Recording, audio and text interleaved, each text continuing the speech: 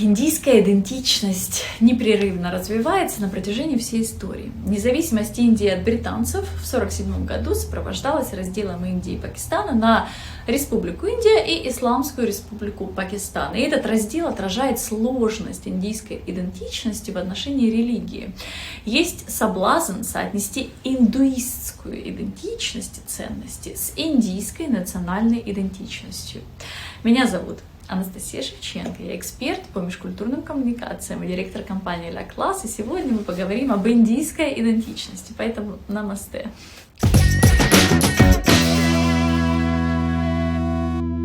Так вот, есть соблазн соотнести индуистскую идентичность и ценности с индийской национальной идентичностью. И эта корреляция известна со времен британской колонизации, однако это искажает религиозное и культурное разнообразие Индии. Например, буквально недавно выходец из Кералы рассказал мне, что не есть говядину — это исключительно политический вопрос. И на юге, как правило, их это не особо волнует. В Индии до сих пор сохраняется строго стратифицированная социальная структура. Так называемая кастовая система — это древний институт, который считается уникальным для индийского субконтинента. На деле таких систем даже две. Широкомасштабная кастовая система известна как система Варна. Она классифицирует общество на 4 широкие категории. Брамины — каста священников, кшатрии — каста знати, вайшья — каста торговцев, и шудра — каста ремесленников или рабочих. Система Варна исторически рассматривалась некоторыми членами общества как идеальная социальная структура. Со временем определенные касты нижнего уровня стали клеймить как менее чистые по сравнению с более высокими кастами, и взаимодействие между ними ограничилось. Идея далитов, неприкасаемых, была современным дополнением. Эта категория считается вне кастовой системы, и она понималась как высший ранг, низший ранг.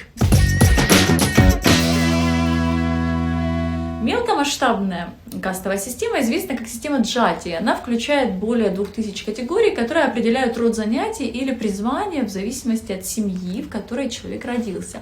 Система джати, кстати, хорошо объясняет, почему в Индии мы, как правило, встречаем людей, следующих профессиям своих родителей, бабушек, дедушек и так далее. Кастовые системы официально не поддерживаются законом сегодня, и любая дискриминация по кастовой принадлежности запрещена. И чтобы устранить неравенство среди джати, правительство разработало программы позитивных действий, в рамках которых резервируются рабочие места, стипендии на образование и другие льготы для исторически неблагополучных и преследуемых каст. Но, как это часто бывает, дискриминацию таких программ на себе ощущает стабильный средний класс, да, вайшья. Кастовая система продолжает влиять на брак через практику браков по договоренности. И они, как правило, заключаются через существующие сети.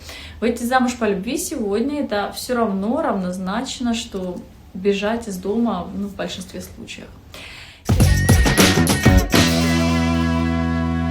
Хотя открытая дискриминация на основе касты встречается крайне редко, каждый сохраняет тонкое представление о социальной структуре. Люди продолжают осознавать социальное положение себя и окружающих, и крайне редко пытаются что-то менять.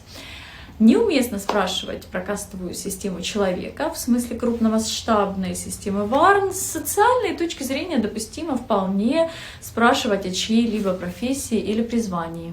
Уважаемые господа, я рада вашим комментариям. И, конечно, подписывайтесь на канал Межкультурной коммуникации, самый открытый и межкультурный канал YouTube. А с вами была Анастасия Шевченко, Межкультурно ваша. Спасибо!